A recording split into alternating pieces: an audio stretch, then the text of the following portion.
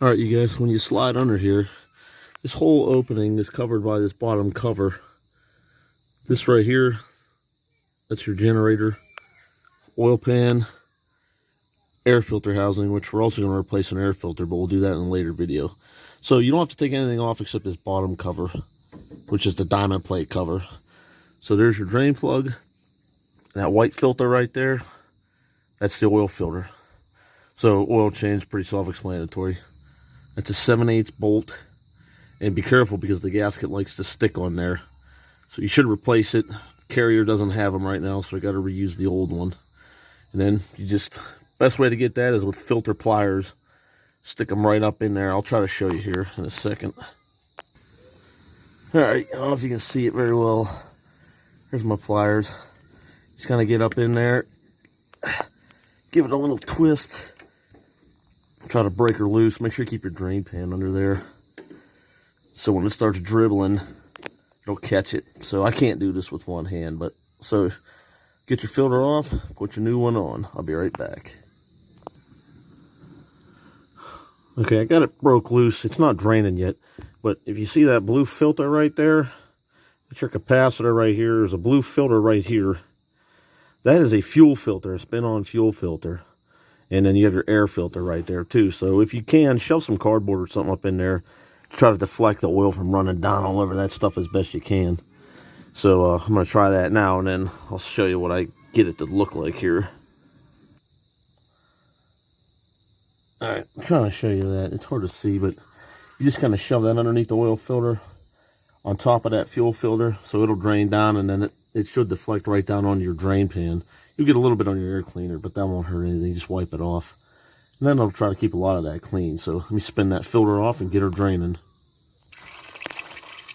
All right, if you see right there, see how it's running down the cardboard and into the drain pan? It keeps it from getting all over everything else. Looks like it's coming out this tube right there, but it's not. It's running down the cardboard. So, yeah, and that'll help you from making a big mess. Sorry, my fingers are in the way there. This is a difficult angle, man. So, let me get the filter off, then we'll get the new one on. You know, they tell you 2,000 hour intervals on this oil. This is about 1,000. I changed it to 350 miles, or I'm sorry, 350 hours on the initial one. And I got about 1,400 on it now.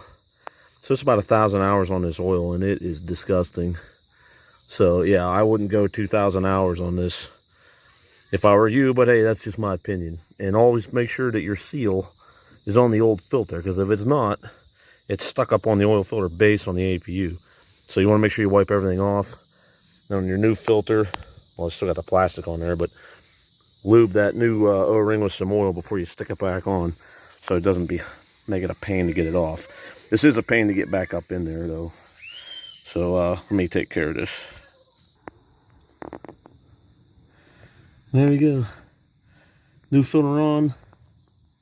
Plug's tight. I wouldn't put the cover on the bottom until you fill it up and run it and check it. And make sure that there's nothing leaking, because you don't have to take all this back apart. So it's 3.5 quarts of oil. Let me fill her up and test her out. Alright, and there you have it. We got everything all filled up, and I ran it, checked for leaks, no leaks. And I checked the oil level, and we are good to go. So that is your oil change on the Carrier Comfort Pro 200 INT. Appreciate you watching this one. If you have any questions, you can leave it in the comments. You can email me if you want, helpwithtrucking@hotmail.com. And I guess that's about it for this one. So until next time, everybody be good, be smart, be safe. And I'll see you down the road later on.